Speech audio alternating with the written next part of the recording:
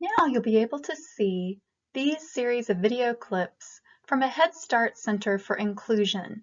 You will be able to look at a variety of stakeholders who are working with a family to discuss IEP goals for a child who is age 4 transitioning into pre-kindergarten.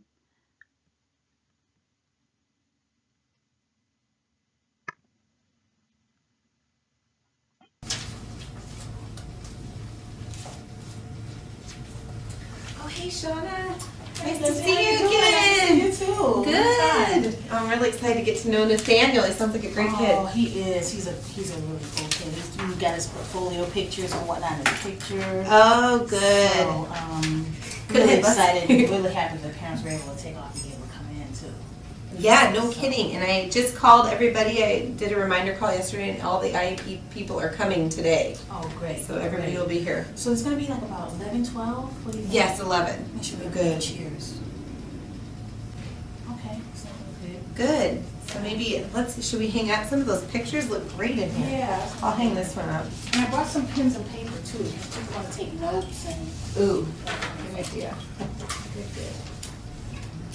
Those So, this right here. And some highlighters just in case there's some things that stand out. Oh, there will be a lot of paperwork today because the psychologist is coming. She's able to stop by for a little bit to talk about the report that you received earlier and kind That's of good. looked Oh, over. I was hoping she'd be able to come. Okay. Then we've got these handouts that talk about Nathaniel. Oh, So good, for everybody, so they great. can kind of get to know them. Yeah, that sounds great. We'll like that. Good. And everything worked out with Tracy being able to watch Nathaniel during this time? Yes, it really worked. She was not having to go right away, so she'll be able to be there with them. Oh, good. That'll be fun for him to be by himself in the classroom for a little bit. Special attention. Run that. Yeah, right. And the parents have, I heard you say that, Carmel, that it was about an hour and a half. About an hour and a half, and they did ask if they could bring a family friend, so they're gonna bring a family friend with them. Perfect. And, I'm gonna be here in Kelly, family support's gonna be here, so. Oh, good. That's why our meeting's so big. This will be nice. Yes. Good.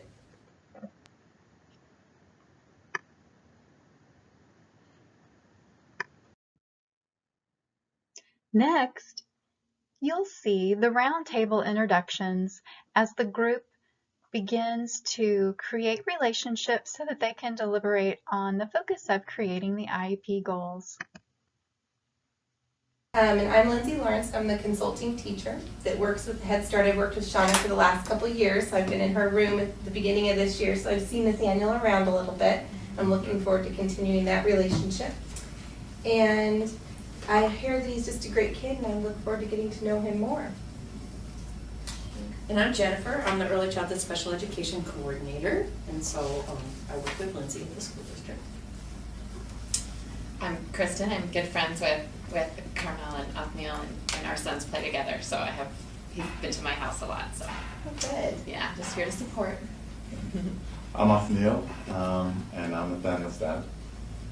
And I'm Carmel, and I'm Nathaniel's mom. And I'm Shauna Hawcom, Nathaniel's teacher.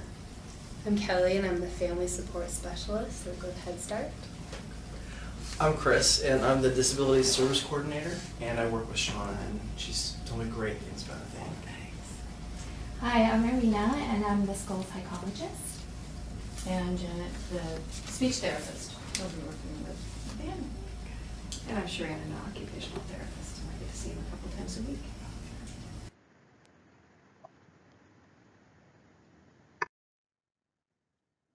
Next, you'll see the beginning of the meeting. We're all here for Nathaniel's first IEP meeting, and he's in Head Start currently, so we're all going to get to know him a little bit better. And just let everyone know there's bathrooms down the hall. If you go out to the left, the bathrooms are down there. And today we're here to talk about all the great things that Nathaniel's currently doing at home and at school, and then some of the things that he needs some extra support with. So that's why we're all here. And we'll definitely be turning to the staff to hear what he's doing at school and the people that know him best as parents. And so we're excited to get all this information from you because the school district side, we've just tested him for a couple hours one day, so we're looking forward to getting to knowing him more. Okay, so Now we'll look at the process of generating goals together within the context of the IEP meeting. So again, my name's Cherie, and I'm the occupational therapist that serves this school. So I'll be working with Nathaniel this school year. And I got a chance to look over the report and also read some of the things that information you'd shared with the psychologist about what he's doing. So it looks from my records review and from looking at his report like gross motor is really an area of strength for him. So how he uses his large muscle skills, his running and jumping. It looks like he's a very active boy and likes to climb. Well, the active part can be good. It also can be a little challenging in the classroom, but I think we'll have a lot of opportunities for him to use his skills in a very positive way. It did look from the report like they had concerns, and you had concerns about his fine motor skills. So how he uses pencils and scissors and some of the things he does that involve more dexterity, more coordinated use of his hands and fingers, like buttoning and zipping. So those are the things I'd like to focus on, and I'd like to get your ideas. But he's 4, and this is his year before kindergarten, and so I want to really focus on those things that he's going to need to know how to do well for his kindergarten year. Okay. So one of the things that the occupational therapist who did the evaluation noticed was that he's scribbling on paper. He likes to color, but he's not yet really accurately tracing over anything. Do you see that in the classroom? Right. Okay. And when he colors, he tends to kind of color over the top of the outline. So one area that we could focus on that would help him next year for kindergarten is being able to trace over a model of maybe learning how to write his name would be a good place to start. And then also working on some of his coloring skills, maybe just in some activities in the classroom. So I'd like to put a goal around writing his name and starting with tracing his name. Does that sound good? Yeah, that's great. Okay. All right, so the next section we'll be talking about, and we'll be using the same form to kind of generate the goals, are the sections that I work on in the classroom. And for Nathaniel, that's the cognitive or thinking skills and the social skills, so playing with other kids. And I know we've kind of talked about some of these things, so now we'll get them down on paper and come up with some real targets for the next year, the things that were really priorities for the classroom and for home.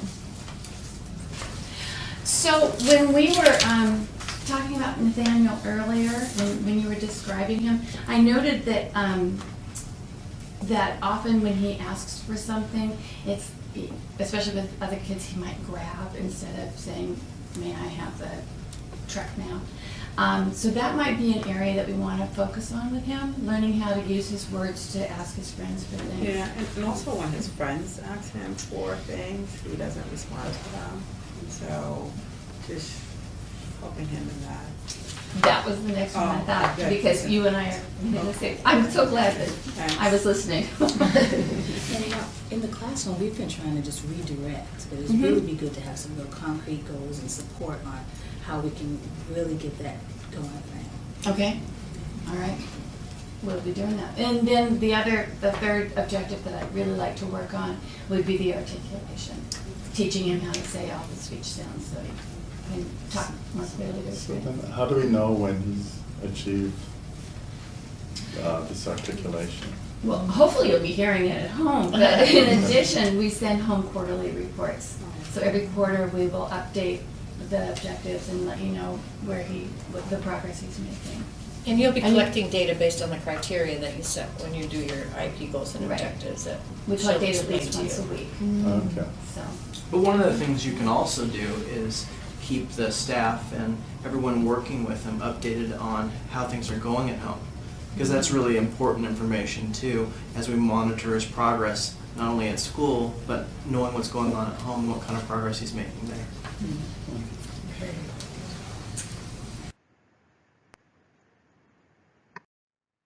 Finally, we see what occurs at the end of the meeting.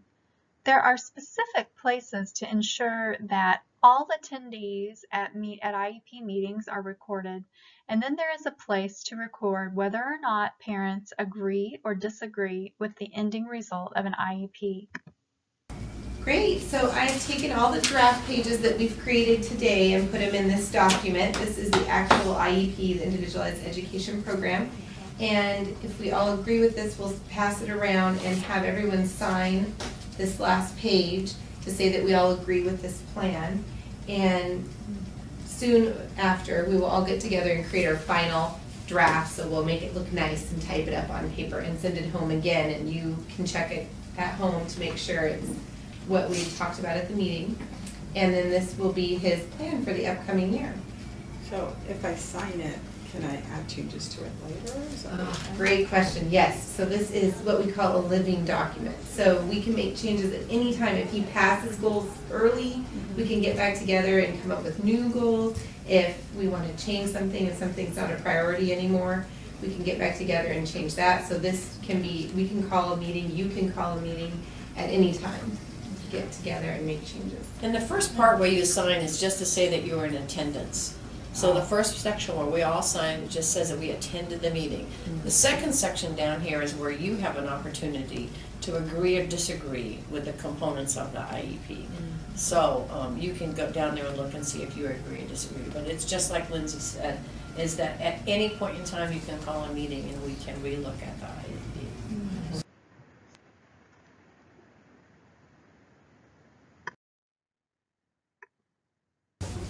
All right, you guys. So how do you feel about that? How do you feel like it went?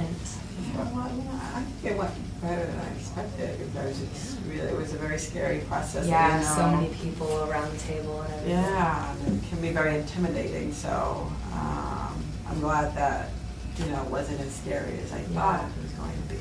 Good. Yeah. Do you feel like you got most of your questions clarified and? Yeah, I think we got most of our questions, there's still things that we're gonna learn as we go through it. But, Definitely. And but so I you've thought it got was pretty good. support. But it's Great. good to know that you're here to kind of field those questions that we may have later. Right, and definitely through Shauna as well. You come in and you do often anyway, so come Yeah, in anytime, yeah. call me, you have my information, so. Okay, Yeah. appreciate your. And I- As you can see, by having a very thoughtful and organized meeting where families can be made to feel comfortable and join together in the process of making educational decisions for their young child with developmental delays or potential disabilities, it creates an atmosphere for success for the family, the child, and the teachers.